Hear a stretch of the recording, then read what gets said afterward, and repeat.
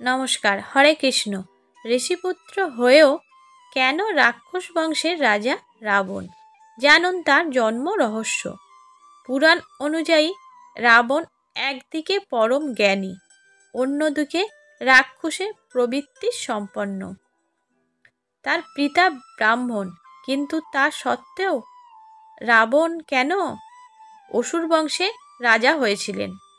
জেনে নিন শিবভক্ত রাবণের জন্মের রহস্য। শাস্ত্র মতে রাবণের মতো প্রচণ্ড জ্ঞানী ব্যক্তি দ্বিতীয় ছিল না, কিন্তু তাও অবশেষে অধঃপতনের মুখে পড়তে হলো তাকে। রাবণের জীবনে নানান অজানা দিক রয়েছে, একাধিক রহস্যে মোড়া ছিল তার জীবনের। রাবণের জন্মের রহস্য ভরা, সে বিষয়ে আলোচনা করা হলো এখানে।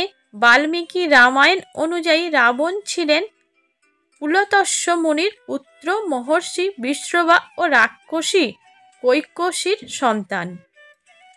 সমুদ্র মন্থনে বেরিয়ে আসা অমৃত পান করে দেবতারা রাক্ষসদের তুলনায় অধিক শক্তিশালী হয়ে ওঠে। একের পর এক যুদ্ধে রাক্ষসদের পরাজিত করতে থাকে। এর ফলে তাদের মনে চিন্তা জাগে যে এভাবে সমস্ত রাক্ষস বংশ ধ্বংস হয়ে যাবে এবং রাক্ষস সাম্রাজ্যও ধূলিসাৎ হবে। তখন সর্বসম্মতিতে ঠিক করা হয় যে রাক্ষস বংশের কন্যা এমন এক শক্তিশালী পুরুষ জন্ম দেবে যার শরীরে ব্রাহ্মণ ও অসুরের রক্ত বইবে, এবং তিনি রাক্ষস বংশের হয়ে দেবতাদের বিরুদ্ধে যুদ্ধে নামবেন।